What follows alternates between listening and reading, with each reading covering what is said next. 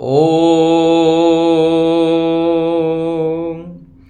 अखण्डमण्डलाकारं व्याप्तं येन चराचरं तत्पदं दर्शितं येन तस्मै श्रीगुरवे नमः।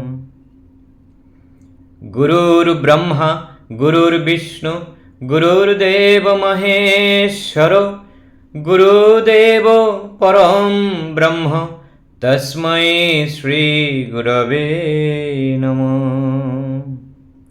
अज्ञानतिमिरान्धस्य ज्ञानाञ्जनशलाकया चक्षुरुन्मीलितं येन तस्मै श्रीगुरवे नमः। यस्य स्मरणमात्रेण ज्ञानमुत्पद्यते स्वयं स एव सर्वसम्पन्न तस्मै श्रीगुरवे नमः। मूकं करोति वाचालं पुङ्गुं लङ्घयते गिरिं यत्कृपातमहं वन्दे परमानन्दमाधवम्।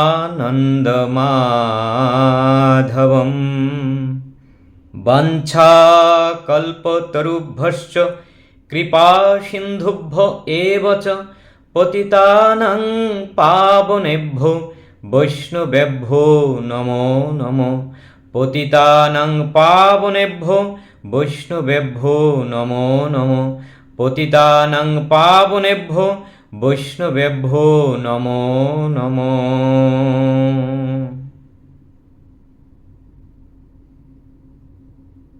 আজ শ্রী শ্রী গুরু পূর্ণিমা।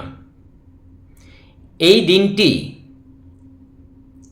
আমাদের কাছে একটি বিশেষ পবিত্র দিন হিসাবে আমরা পালন করে থাকি। আজকে এই গুরু পূর্ণিমা দিনের উৎপত্তি ও তার তাৎপর্য এবং বিশেষ করে আজকের দিনে তার কি প্রাসঙ্গিকতা এই ব্যাপারে কয়েকটি কথা বলবো। গুরু পূর্ণিমার সূচনা হিন্দু ধর্মশাস্ত্র অনুসারে মহর্ষি ব্যাসদেবের জন্মদিনকে কেন্দ্র করে আমরা পালন করে থাকি। ব্যাসদেব মহাভারত, উপনিষদ, পুরাণ ইত্যাদির সংকলক হিসাবে পরিচিত। তাই এই দিনটিকে ব্যাস পূর্ণিমাও বলা হয়। তিনি মানব জাতিকে জ্ঞানের আলো দিয়েছেন, তাই তাকে আদিগুরু বলা হয়। গুরু পূর্ণিমার একটা সংক্ষিপ্ত তাৎপর্য আমরা দেখতে পাই।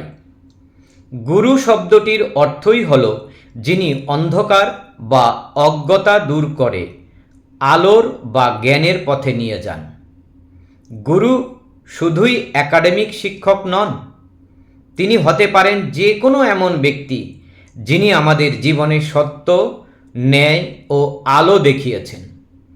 এই দিনটি সেই সব গুরুজনদের প্রতি কৃতজ্ঞতা ও শ্রদ্ধা নিবেদনের একটি বিশেষ দিন। গুরু পূর্ণিমার প্রাসঙ্গিকতা। আজকের যুগে যেখানে তথ্যের অভাব নেই, কিন্তু সত্যিকারের জ্ঞান প্রাপ্তির জন্য এক সৎ ও প্রজ্ঞাবান গুরুর প্রয়োজন আগের চেয়ে অনেক বেশি। শিক্ষক, মাতাপিতা, আধ্যাত্মিক গুরু, এমনকি জীবন অভিজ্ঞতাও আমাদের গুরু হতে পারে। এই দিনটি আমাদের শেখায় শ্রদ্ধা শুধু আনুষ্ঠানিকতা নয়, বরং এক অন্তরের সংযোগ। তাই আসুন এই পবিত্র দিনে আমরা আমাদের আপন আপন গুরুদেবের প্রতি কৃতজ্ঞতা জানাই এবং তাদের দেখানো পথে চলার প্রতিজ্ঞা করি। আপনাদের সবার জীবন গুরুর আশীর্বাদে আলোকিত হয়ে উঠুক। সবাইকে গুরু পূর্ণিমার শুভেচ্ছা।